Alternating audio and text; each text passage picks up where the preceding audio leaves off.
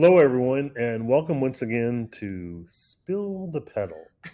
I am so fortunate to be here with not just a fellow coworker and educator, but someone that has become like family to me. We've known each other for so long, and Sandy's here at Floriology this week teaching a class, and we just thought we would take the opportunity to use this as an opportunity for education, to provide education. Yeah. Sandy Schroeck, AIFD, CFD, PFCI, owner, Trend on Design, rep for UCI Unlimited, design educator for Oasis Floral Products North America, educator for Len Busch Roses, Floriology Design Instructor, freelance designer, AIFD educator. The list can go on. And as I said, I'm needed a second page to even just list it. But Sandy, why don't you share a little bit about yourself? Well, I believe in the power of education and continuing to learn. And I kind of think you're only as good as the last arrangement that you made. So I'm always looking for opportunities to be able to kind of expand my skill set. I've worked in the retail industry, in the wholesale industry, and then now doing consulting and education. And I just really enjoy seeing the students. This week in class, we had 6 students with about 0 experience. And at the end of the first day, they made a formal linear design that I would be proud to send out to any customer. So it was really fun to be able to see them expand their knowledge level and just really rise to the challenge of creating some new things and using that negative space and really shining. And so it's just been very fun to be able to be involved in. When we asked Sandy if she would join our podcast, and as you know, we like to we try to do something once a week. We like to bring you information from the industry and provide just from our friends what's going on to those that tune in and watch us or listen. And when I sat down and looked at this, we are going to title this one, "What Do I Have to Learn?" for a very specific reason. Because I think when you do have some varied opportunities for not just work, but also for your, I don't want to call them side gigs that are going on, but some of them may consider that. It really is, you make the best of it for what's going.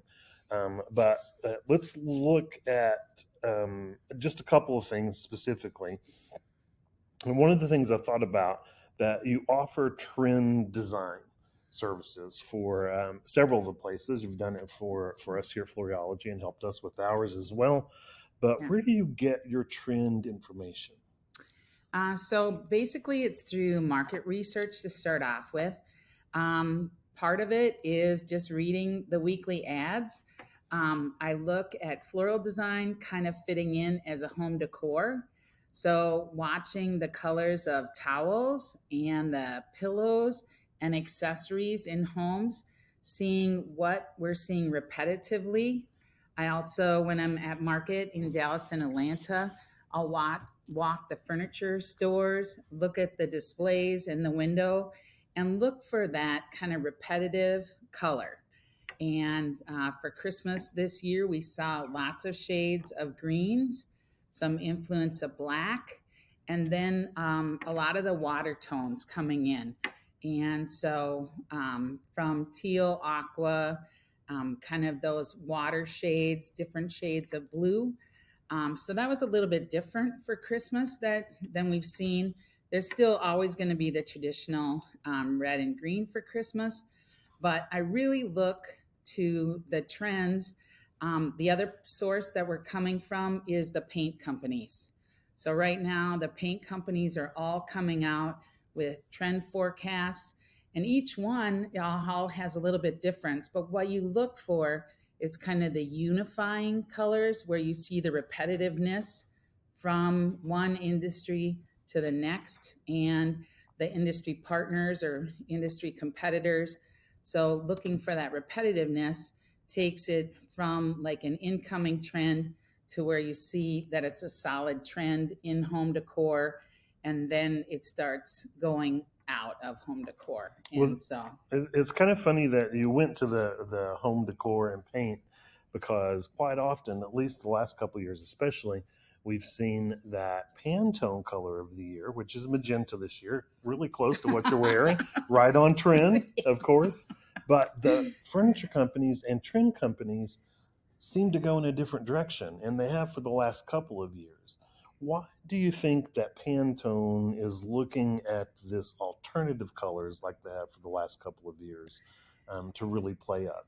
I think they're trying to walk their own path. And the color last year, I didn't see a lot of people embracing. And so there's also different trends that come in different areas. In the floral business, we have the wedding trends, and then you have the arrangements that we make on a daily basis go into homes.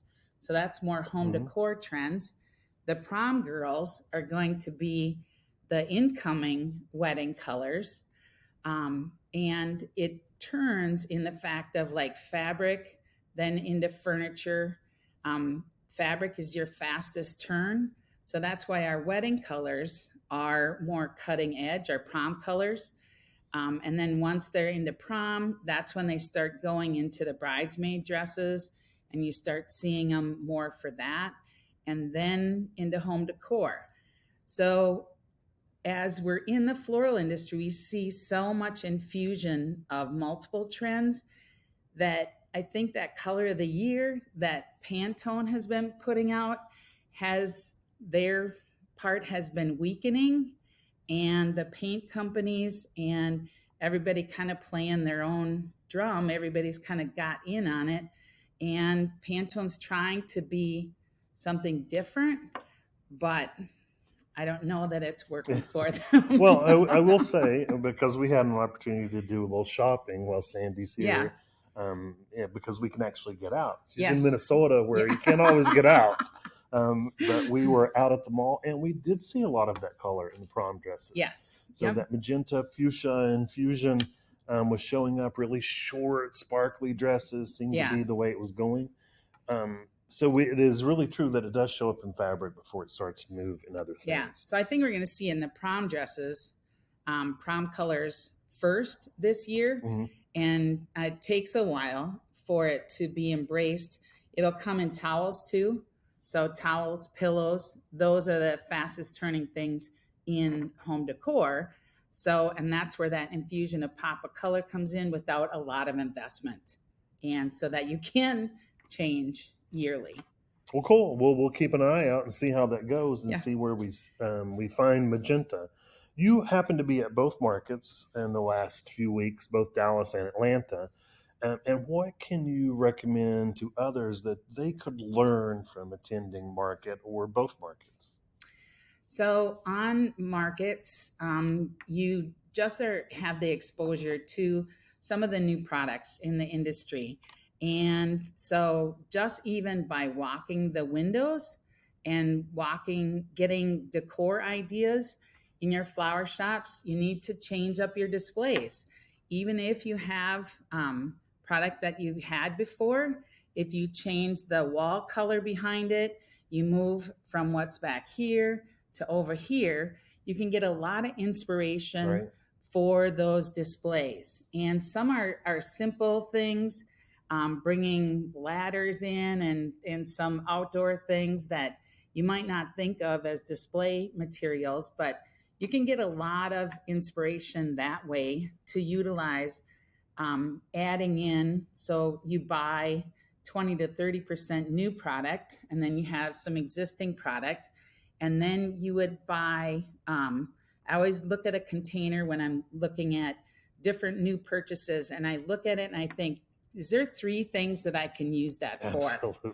So if I look at a container and it's got a specific heart on it, I mean, that's Valentine's. So that's 2 weeks out of the year. I'm going to be able to use that. Maybe if it's a pink heart, it could go for Mother's Day. Or anniversary, you might be able to push it to a couple of small things. But if it's a red metallic container, I can start selling that the middle of December.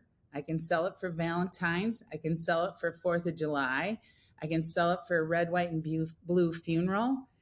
So I have multiple things that I can use it for. I can put an arrangement in. I can drop plants in it. So if you start looking at your new products, that they have multiple uses for every day, and fit some of those into your trend. So 20% is kind of trend, 20 to 30% might be some new and different things, gives you a fresh look. 20, 30% probably might be your existing inventory that you're going to bring in, but that infusion and new. And then it's your everyday items that you bring in to help enhance that look too. And so you get those collection ideas and different trends that they're showing. And some of it can be existing stuff that you have that you can put together and make it look like a new collection. It look new. And that's another great lesson that maybe you can learn from just what you've heard so far.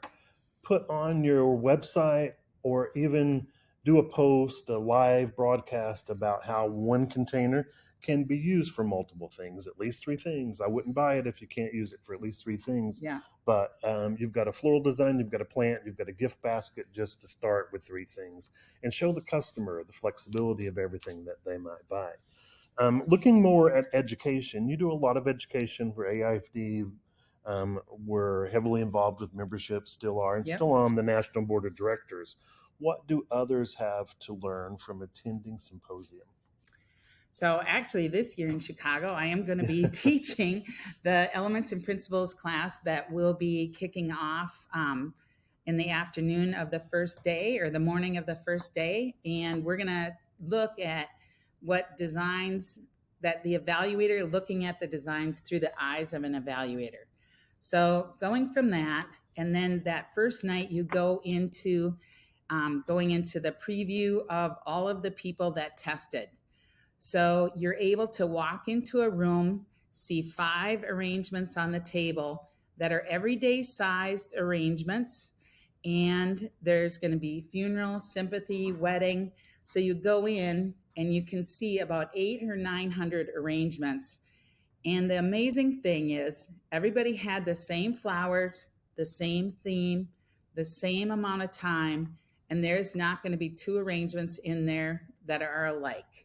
And to go in and have that much exposure to inspiration of everyday designs is a great way to kick off symposium.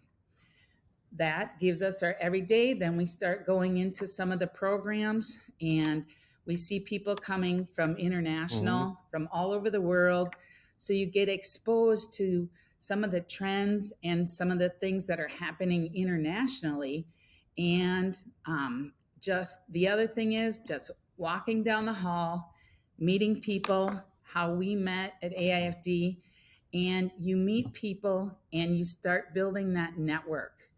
So if you have a question, a customer comes in with a question, I know I can call Jackie and say, I remember you did this one time. How did you do it? Or what source did you use? So building that network, and then just that association with people that think like you think, which floral designers, we're a little bit of we're our own breed, right? Crazy for flowers. And so, but you have people around you that have that same passion. And that is just an incredible experience to be able to have those friends and family members. I mean, I consider AIFD people my family, my chosen family, and it's really a great place to be, and it just lights your fire for the year. Remember, AIFD isn't just for AIFD members. Anyone can attend. So if it's in an area that's close to you, there is so much to learn from attending and seeing the programs and what's going on, not just in our own space or in that particular region, but around the world when it comes to flowers. So check out AIFD.org and All About Symposium, which is in July in Chicago. So we hope to see you there.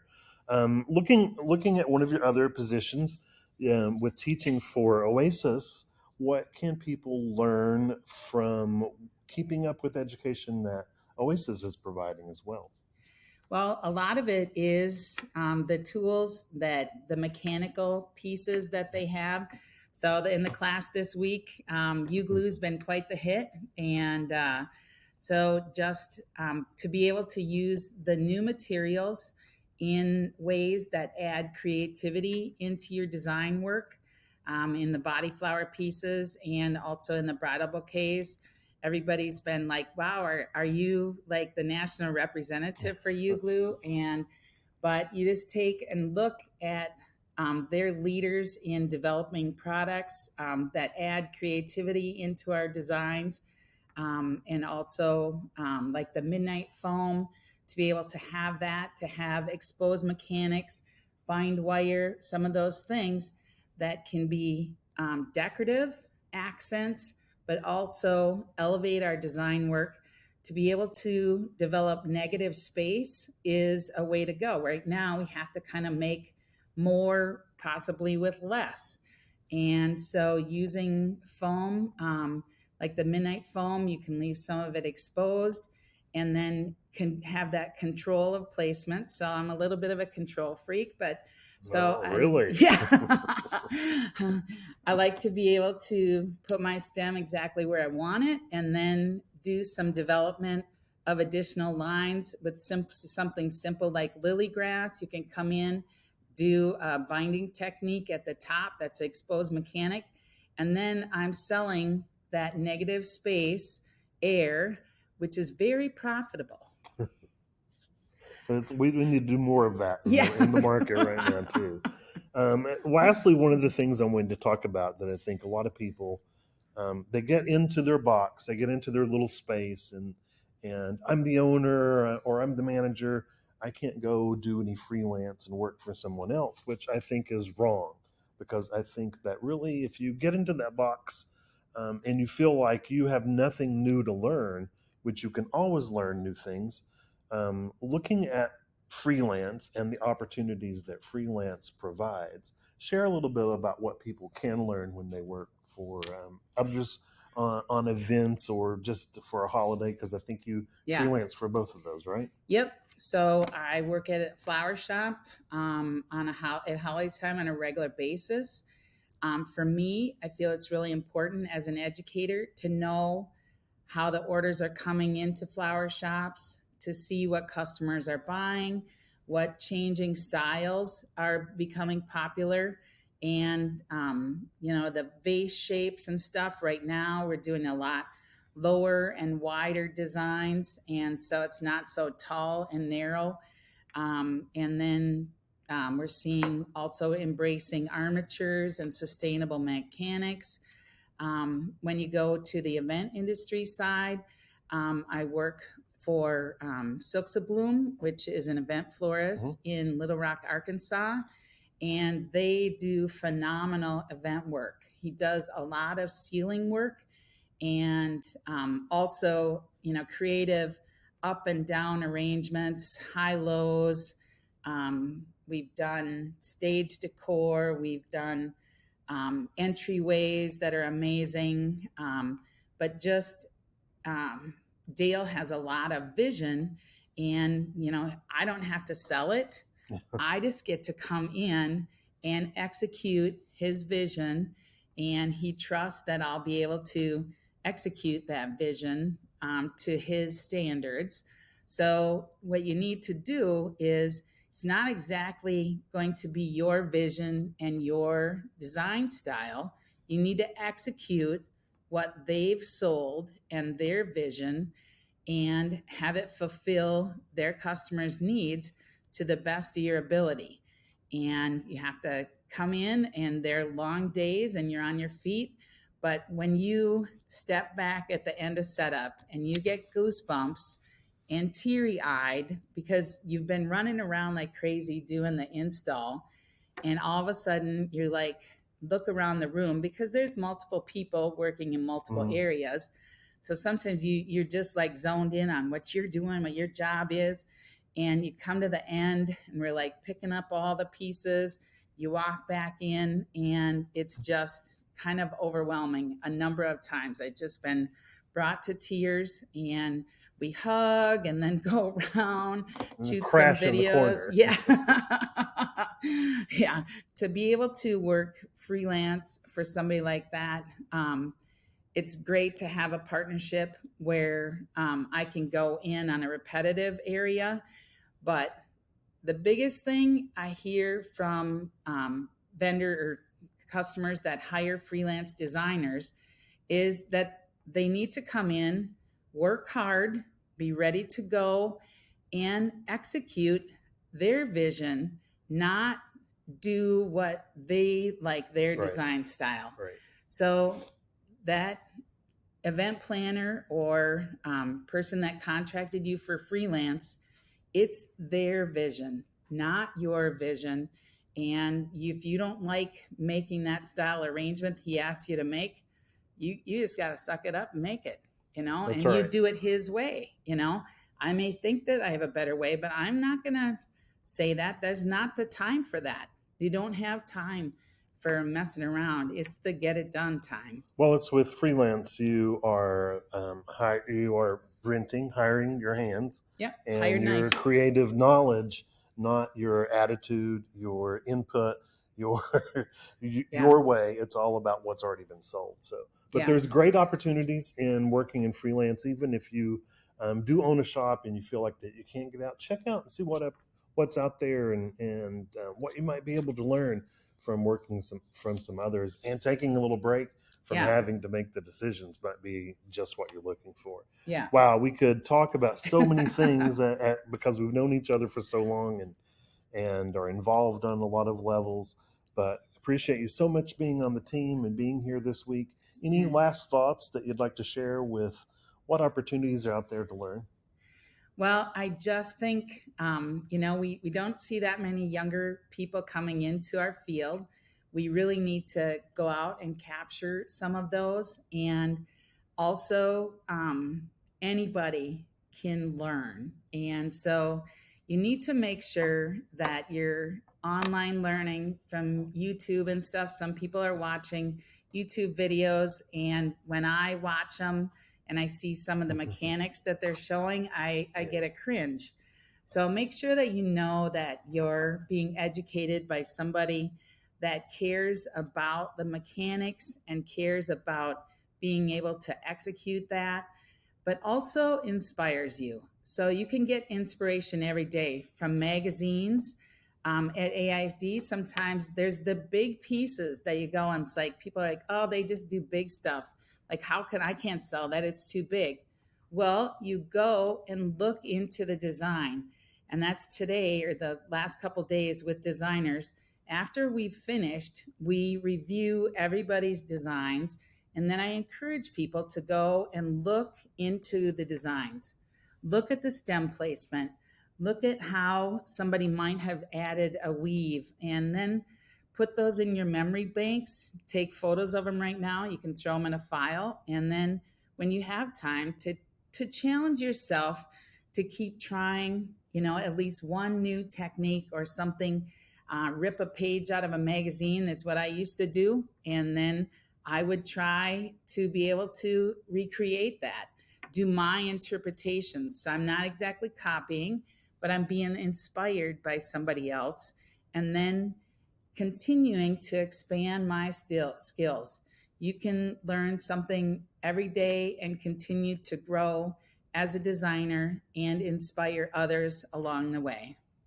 Couldn't have said it better, and set me up for a perfect shameless plug. Floriology. You can find Sandy on our online courses on Floriology now.